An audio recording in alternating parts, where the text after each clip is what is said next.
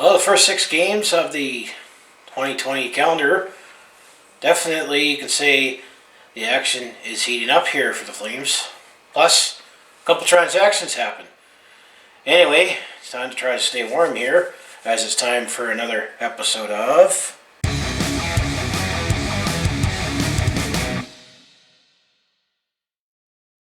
Hi there, it's Brett Hornby here.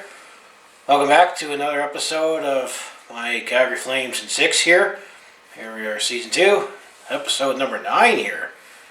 As well, on our way in the 2019-20 NHL regular season here. Well, now we're in the 2020 part of the NHL regular season here. And as you recall from the last episode here, the Flames were just up and down. And in the last couple of games in 2019 there, they had a problem with starting on time and getting behind earlier. However, despite the deep freeze here that we're under right now in Calgary, hence the toque just to get in the spirit of it, the Flames have actually been heating up here. And I guess you could say, pun intended here, as we're starting to look better here, as I'll be talking about games 43 to 48 here. And a couple transactions also have happened in this segment. And one game in particular, it definitely lived up to its billing here.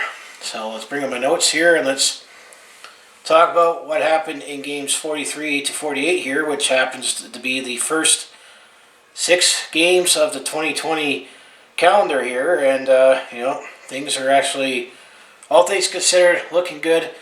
It's just, we could wish it's not minus 30 outside, but there's nothing I can do about that. So before I get to talk about game 43 here, it was on January 2nd, just before the game. We did trade away Michael Frolik to the Buffalo Sabres here. So you can see that video as I went more in depth on that trade there, talking about Michael Frolik going to Buffalo Sabres there. As there were a couple other trades that happened that day for the Buffalo Sabres to make room for him. So you can see that video. So game 43, this happened on Tuesday, January the 2nd here, after when we traded Michael Frolik. The Calgary Flames continue their homestand here as they were taking on the New York Rangers, the first game that they played in the 2020 calendar here. And like the previous games that the Calgary Flames played, they actually started off well in this game. First, it was Johnny Gaudreau that opened up the scoring for Calgary at the just past the 4-minute mark, and then Michael Backlund 3 minutes later. So just like that, Calgary had a 2-0 lead here at this point here. However, the New York Rangers definitely can't answer back, as 49 seconds after when Michael Backlund scored the goal to get 2-0 here, it was Jacob Trouba, and then Philip Sherrill suddenly tied it up at 2-2 here past the 8-minute mark. So just like that in a minute, it was 2-0. Now it was 2-2 game here. Calgary did, however, regain the lead, as at the 13-minute mark, Derek Ryan scored. So Calgary had a 3-2 lead. So it was 3-2 Calgary after the first period there.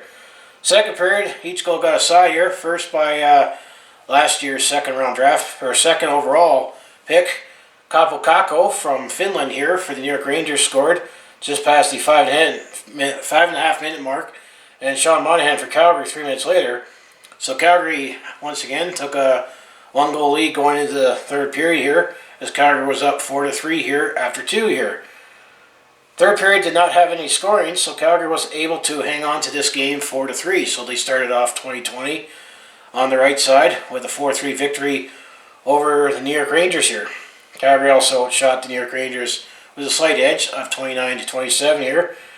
Johnny Gaudreau led the way with a goal and assist here for Calgary, while New York were led by their rookie Kaapo Kakko with a goal and assist, and Adam Fox with 3 assists. Yes, that Adam Fox, the guy that we originally drafted in the second round in 2016. He was part of the Doug Hamilton trade to Carolina, and Carolina traded him to New York for a couple draft picks here. So Adam Fox, I think at this point, he actually had 21 assists at the point here. So Adam Fox definitely has been a great set of defenseman here for New York Rangers here. Cam Talbot was in net for Calgary. As you'll hear a lot more Cam Talbot in this episode. He was in Calgary and made 24 saves against his master that he learned from, Henrik Lundqvist, who also made 24 saves in New York Rangers, where New York Rangers Star Henrik Lundqvist made 25 saves. So Cam Talbot, who learned from Henrik Lundqvist, he made 24 saves while Henrik Lundqvist made 25 saves there. So that was the first game of 2020 there, and that wrapped up that homestand there. So game 44, this happened on Sunday, January the 5th here, as the Calgary Flames were taking on the Minnesota Wild on the road at the Xcel Energy Center. That was a 5 p.m. puck drop. The game before with the New York Rangers was a 7 p.m. puck drop at the Scottish McSell. Nobody probably figured out being at home here. This started off a quick 2-game road trip, and this actually was a very entertaining game here for the Calgary Flames here. First, Minnesota did actually open up the scoring here. Past the 5-minute mark was Kevin Fiala. However, Milan Lucic for the Calgary Flames did tie things up 4.5 minutes later, so it was 1-1 at that point. However, that was short-lived, as Marcus Foligno for the Minnesota Wild, literally 34 seconds after Milan Lucic's goal, makes it 2-1 there for Minnesota there. However, Travis Hamonic tied it up 5.5 minutes later, so it was 2-2 at that point. However, then the final minute of the first period, it was Marcus Foligno again for the Minnesota Wild scores in the final minute there to regain the lead. So Minnesota had a 3-2 lead after the first period there. However, in this spirit of keep fighting back here, the Calgary Flames did that in the second period there. But first I'll say is that Calgary, despite being down 3-2 at the end of the first period there, Calgary did look like the better team as they were out playing the Minnesota Wild here, as we definitely look a lot better playing the Minnesota Wild now, and then we did looking like just before Christmas there, if you recall there. So Calgary, I said there was actually no scoring in the second period here, as it was still 3-2 for Minnesota here going to the third period here, but Calgary did definitely kept fighting back in this game, as early in the third period, Calgary did tie it up in as defenseman Michael Stone actually scored just before the 2-minute mark. However, that was short-lived again, as Jordan Greenway from Minnesota 42 seconds later. So just like that, it was now 4-3 Minnesota early in the third period there. So definitely getting goals in bunches here.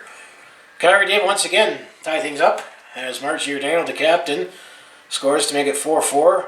And it was just past the 14-minute mark here. So it was fairly late in the third period that the Flames were able to tie it up here. So it was 4-4, and it stayed 4-4. So as I would like to say, this one needed overtime. In overtime, Minnesota was the better team, and they got all the shots in the extra frame. However, they did not score, so this one needed a shootout here. In the shootout here, being Minnesota being the home team here, they were up first here, and it was Kevin Fiala from Minnesota on the first round of the shootout there, missed. And Sean Monahan was first up for Calgary, and he was stopped on the first attempt here.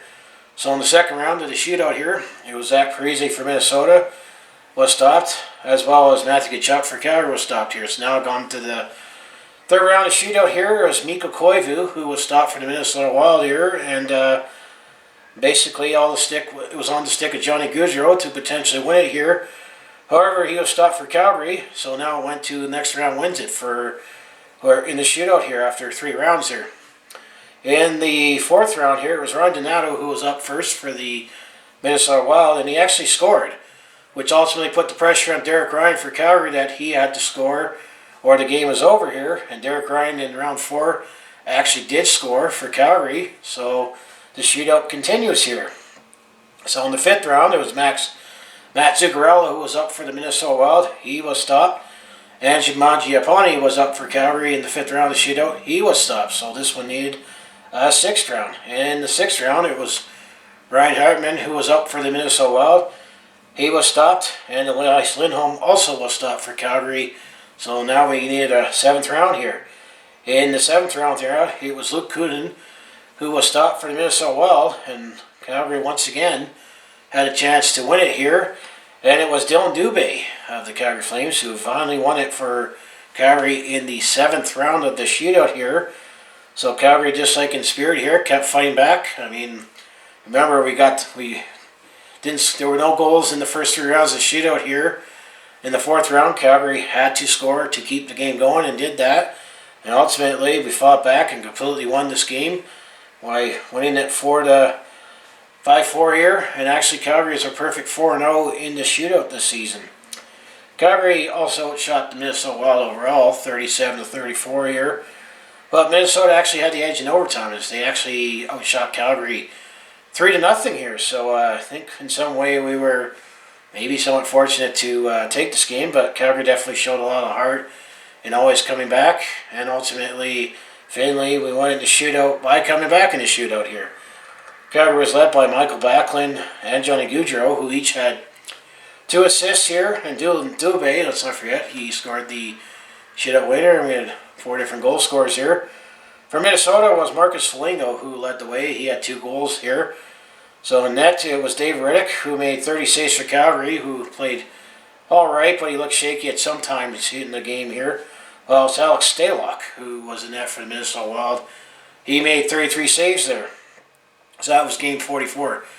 Game 45 here, this happened on Tuesday, January 7th here, as the Calgary Flames were wrapping up their quick 2-game road trip here, as they were in Chicago at the United Center, 6:30 puck drop here. Chicago did come out strong and outplayed Calgary for much of this game here, I would say. Chicago did open up the scoring, but it was not until the final minute of the first period here. It was Dominic Kubiak who scored for Chicago, and Chicago had a 1-0 lead here. Second period, it all went to Elias Lindholm for the Calgary Flames for scoring, as he scored very early in the second period, less than 14 seconds very early to tie the game. And then Elias Lindholm again scored for Calgary, this time at the 60-minute mark of the second period. So Calgary actually had a 2-1 lead after 2 periods here, despite Chicago, I felt, having the edge in play here. So definitely we were getting some strong goaltending here from Cam Talbot, who was in net for Calgary in this game. Definitely kept us in it. Third period, Calgary did look like the better team here and was able to protect the lead. So the Calgary Flames ultimately won this game in Chicago with a 2-1 victory here and took both games on this quick road trip here. Calgary did also, actually with Chicago, I kept saying Chicago outplayed. It was Chicago that did outshoot Calgary 32-28 overall here. Calgary was obviously led by Elias Lindholm, who had 2 goals in this game, and Matthew Tkachuk, so long as I call him Mr. Clutch here, he chipped in with 2 assists here. And it was Cam Talbot who was in net for Calgary.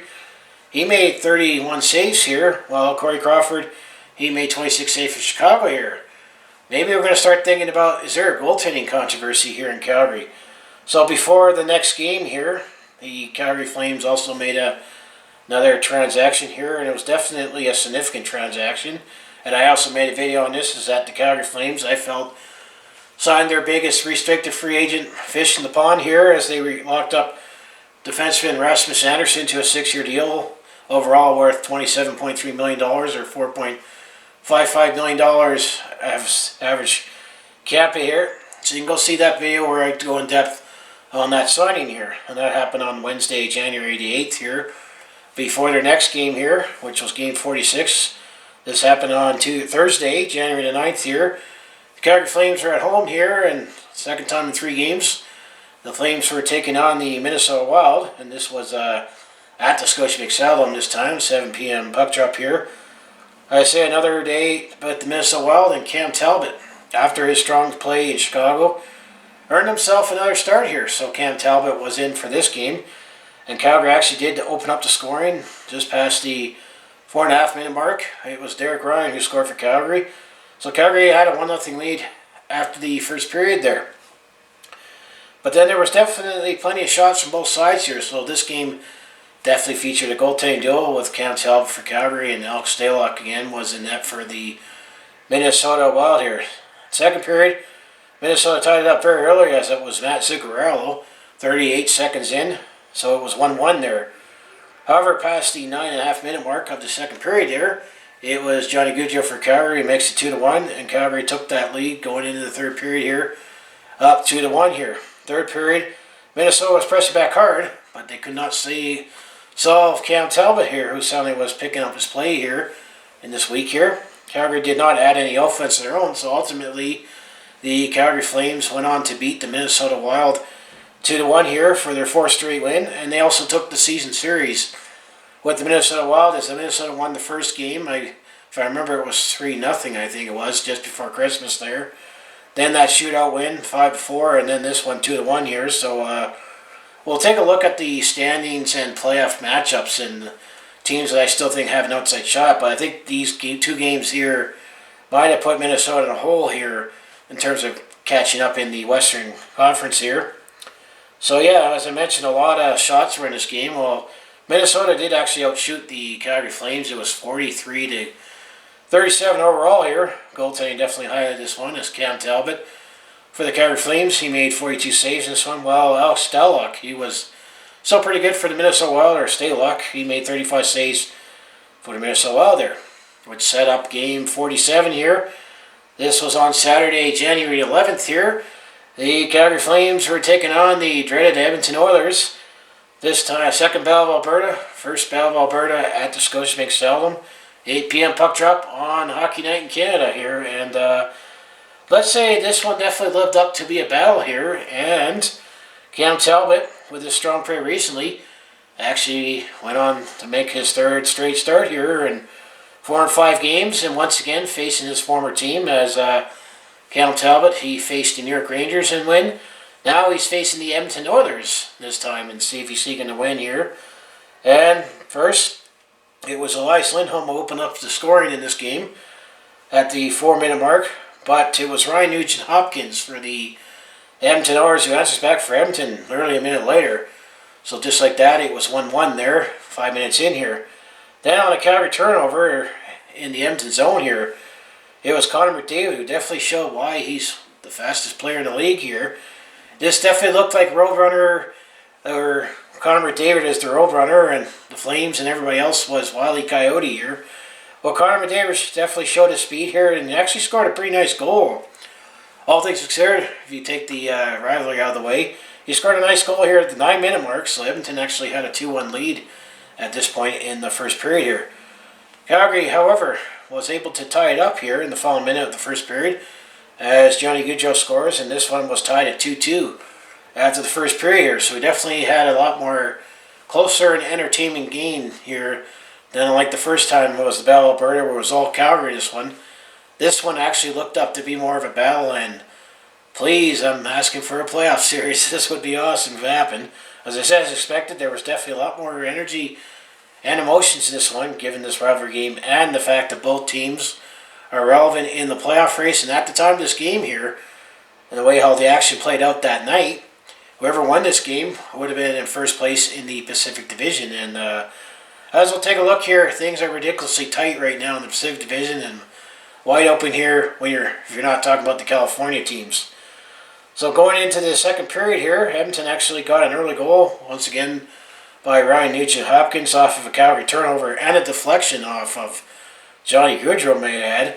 So Edmonton regained the lead at 3-2 here, just before a minute and a half in the game there, or the second period, I should say.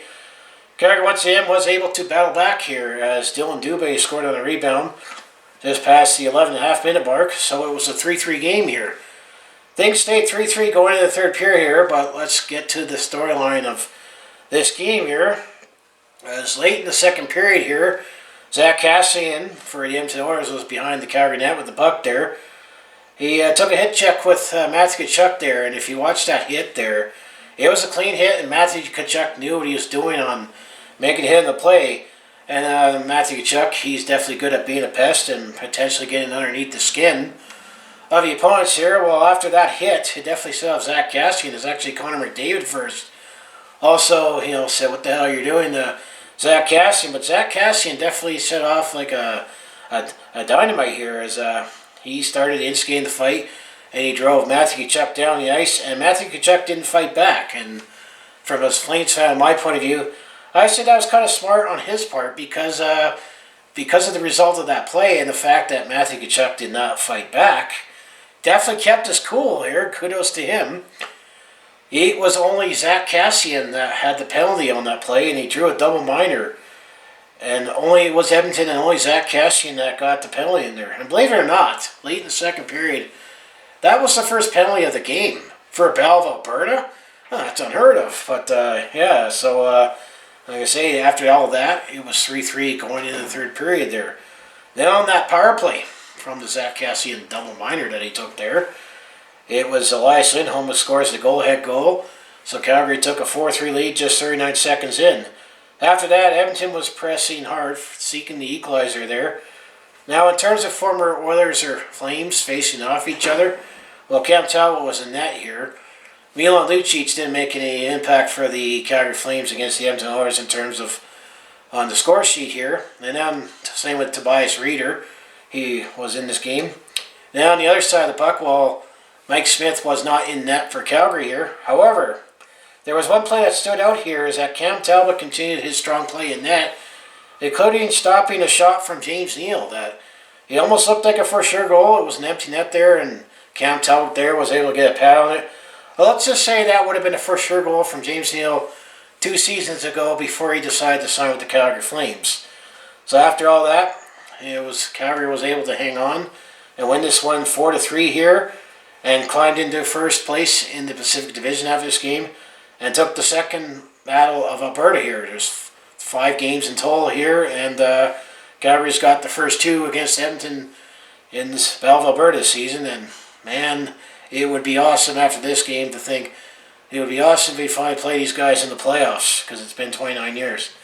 Calgary also had a slight edge in shots here, 33-32, and that, like I said, once again got me hoping. Let's hope we have a playoff series soon here, with all the storylines, the players trading sides, and how this game happened. Matthew Tkachuk and Zach Kassian. I want to battle Alberta, and I'll be looking forward to previewing that series if it happens. So Calgary was led the way by Elias Lindholm with 2 goals, and Johnny Gaudreau had a goal and assist here. On the Edmonton side of the puck here was Ryan Nugent-Hopkins. He had a 2-goal game himself. And Kailer Yamamoto, who chipped in with 2 assists there. When it comes to the goaltending here, well, Cam Talbot, he won the game with 29 saves there. While Mikko Koskinen, he definitely looked better for the Edmonton Oilers in net there compared to the first Battle of Alberta. He also made 29 saves for Edmonton there. And this was the 5th straight win for the Calgary Flames here. And follow this game here, well, Cam Talbot, actually, he played every game this past week. He actually earned him 3rd star of the week, so congratulations to you, Cam Talbot, there. And then the incident with Zach Kassian there and Matthew Tkachuk. Well, Zach Kassian eventually got suspended for 2 games for that hit.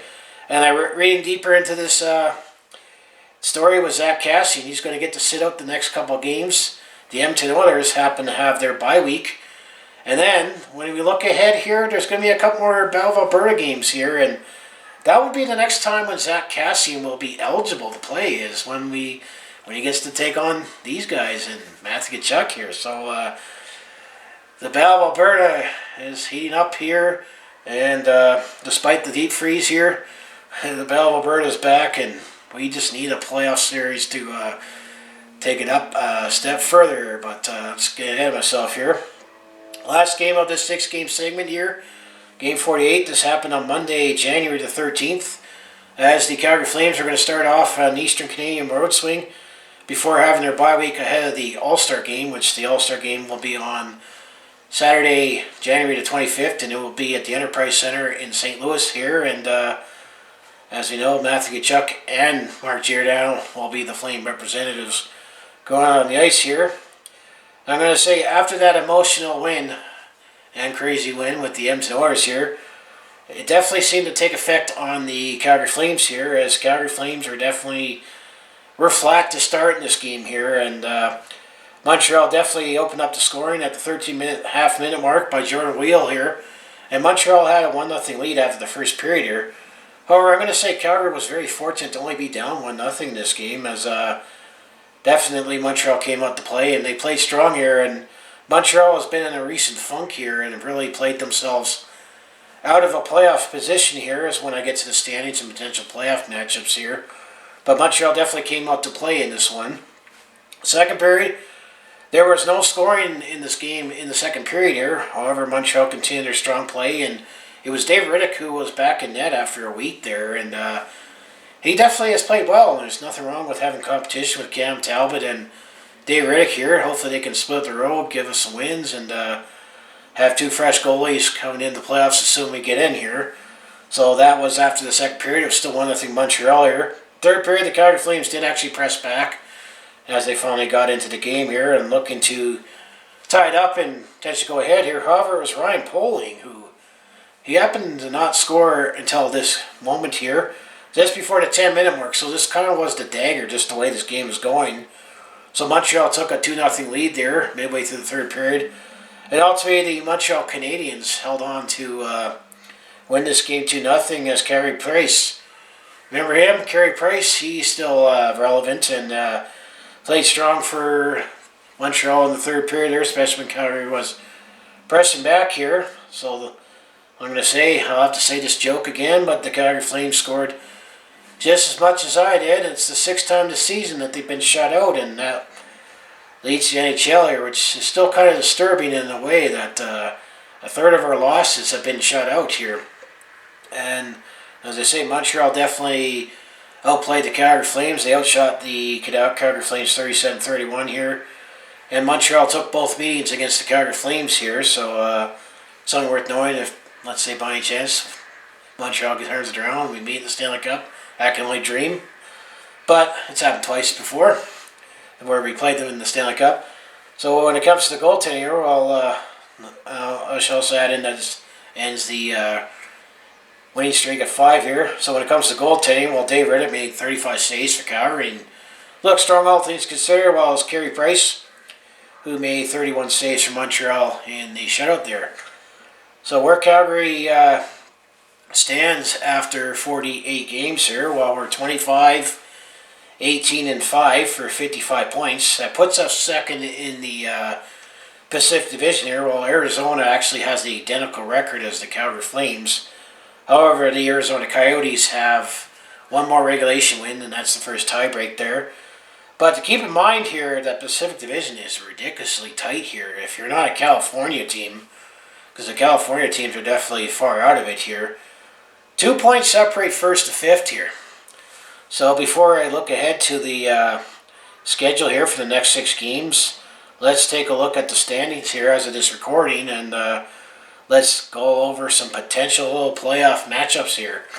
As I'll do that for this video here, as we're past the halfway point of the season here, and I figure let's have some fun and think about potential playoff matchups here.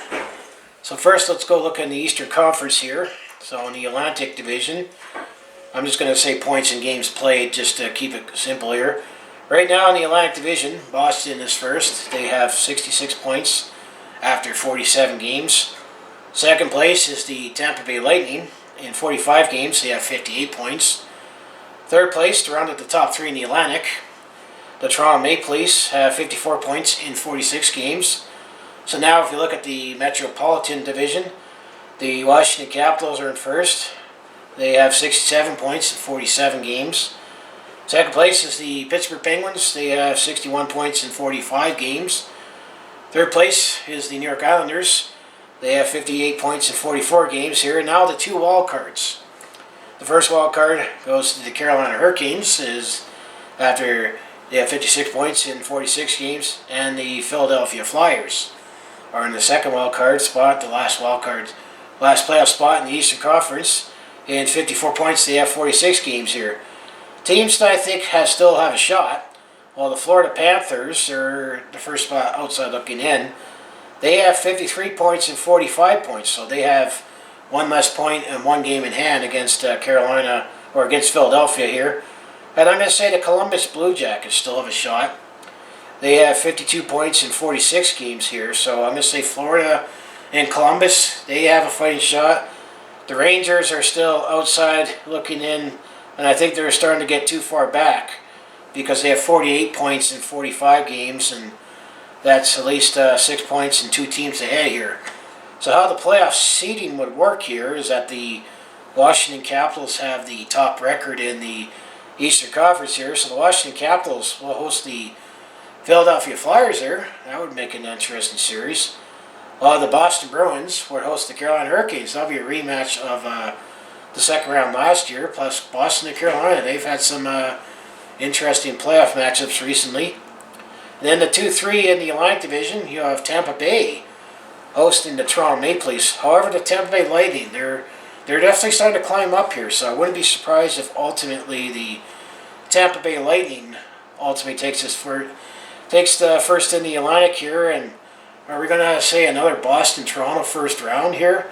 However, I think the big difference would be for the Toronto Maple Leafs' sake is that they should try to get home ice at least, because they haven't had a home ice advantage in any of those times that they played the Boston Bruins here. Well, the 2-3 matchup in the Metropolitan, Pittsburgh will be hosting the New York Islanders there. That definitely could be a nice revenge series for the Pittsburgh Penguins after they got knocked out by the New York Islanders in the sweep last year. So I would say definitely there are some potential juicy matchups here in the Eastern Conference here. So looking out west here, well, in the Pacific Division, you know how ridiculously tight it is. Well, the Arizona Coyotes right now are in first. They have 55 points in 48 games. Then the Calgary Flames are second with 55 points in 48 games. Followed by the Vancouver Canucks. They have 54 points in 46 games. So Vancouver has a couple games in hand. Now in the Central Division here, where I still think it's the tougher division, the St. Louis Blues are in first. They have 67 points in 47 games. Then the Dallas Stars are second with 56 points in 45 games. Then the Colorado Avalanche are at 55 points in 45 games here. And then when it comes to the wild cards here, the first wild card, the Vegas Golden Knights, in 54 points in 48 games. And the Edmonton Oilers are in the second wild card right now as it is recording. They have 53 points in 47 games. So now teams that I'm going to say still have a shot that are outside, well, the Winnipeg Jets, they have 52 points in 46 games, so they're just a point out and have a game in hand here. The Nashville Predators, they have 49 points in 44 games here. They're kind of on the bubble here right now. They do have 2 games in hand, and could still potentially be 4 points behind for the last wild card here, or 3 points behind, or even 2, depending on how things shake down. Depends how you look at it. Then the Minnesota Wild have 46 points in 45 games. I think they're starting to get too far back, and definitely Chicago, 46 points in 46 games here. So I'm always going to cut off the line in the Western Conference between Nashville, depending on how they do with their games in hand here. So when it comes to playoff matchups here, well, the St. Louis Blues have the top record in the Western Conference here, so they'll take on the second wildcard here. So right now you have the St. Louis Blues hosting the Edmonton Oilers here. And then you have the Arizona Coyotes hosting the Vegas Golden Knights. How about a desert series here? That'll definitely be an interesting series here. And I do think, as a Flames fan, yes, I want to make the playoffs, but I would like to avoid the second wild card, because I definitely do not want to play St. Louis in the first round, or Dallas or Colorado here. So then when it comes to the 2-3 matchup, well, the Calgary Flames be hosting the Vancouver Canucks. That'd be just as good as a Flames-Oilers playoff series. Another Calgary-Vancouver playoff series. And then in the Central there, Dallas and Colorado. Could be a rematch from the 90s there, late 90s there, when it was, at the time, Detroit was in the Western Conference here, but Dallas also had some nice matchups with Colorado as well there. So those are the potential playoff matchups as of this recording, as all the standings end right now. So definitely some anticipation here, and I'll do more of that as we get closer to the end of the season here, as we got to start thinking about that, and potentially facing off divisional rivals or conference rivals here. So to look ahead here, well, episode 10 is not going to be for a while here. As I mentioned, there's the All-Star break coming up, the bye week coming up here. So game 49, that will be on Thursday, January 16th. The Calgary Flames will be taking on the Toronto Maple Leafs in Toronto at the Scotiabank Arena. That'll be a 5 p.m. puck drop here. And then game 50, this will happen to be the last game before the Calgary Flames have their bye and the All-Star game. This will be on Saturday, January 18th. The Calgary Flames will be in Ottawa to take on the Ottawa Senators at the Canadian Tire Centre. That'll be a 2 p.m. puck drop here. And then in the next episode, I'll mention, because I did it last year, I'll mention what happened in the All-Star game, which in my mind is just a glorified 3-on-3 pond hockey tournament. And I'll mention who won all the skills competition. But, I might even make a video on what the NHL could do about the All-Star game. Because it's getting to the point where players, they don't mind being named, but then it's like, oh, do I want to go? And actually, Gerard Gallant, because there was a point in the season that they figured out the best winning percentage, and then they named the coaches to represent each division here. Well, Vegas was in first at the time, and Gerard Gallant was named head coach for the Pacific Division, and Gerard Gallant was even second guessing, do I really want to go? So when it's getting to the point where players and coaches are almost like, I'd rather have a break because it's a long season. I'll make another video on thinking what the NHL could do with the All-Star game, just to bring back some interest and maybe get more players involved. And we'll see. That I might make that video. So after the All-Star game, Game 51, this will be on Tuesday, January the 28th. The Calgary Flames will be at home hosting the St. Louis Blues. Who knows? Potential first-round matchup here. That'll be a 7 p.m. puck drop at the Scotiabank Saddledome here. And then the next two games will be definitely an interesting one. As Game 52, this will be on Wednesday, January the 29th. The Calgary Flames will head up to QE2 to take on the Edmonton Oilers. That'll be an 8 p.m. puck drop at Rogers Place there. And I understand that's the first game that Zach Kassian will be eligible to come back from his suspension there. So perfect timing there. And then Game 53, this will be on Saturday, February the 1st here, as the Edmonton Oilers will come down to QA2 to take on the Calgary Flames. That'll be an 8 p.m. puck drop. Hockey Night in Canada there, so there's a back-to-back against the Edmonton Oilers. Another potential first-round matchup, I hope, or second round, just like the good old days. And then Game 54 will be on Tuesday, February the 4th.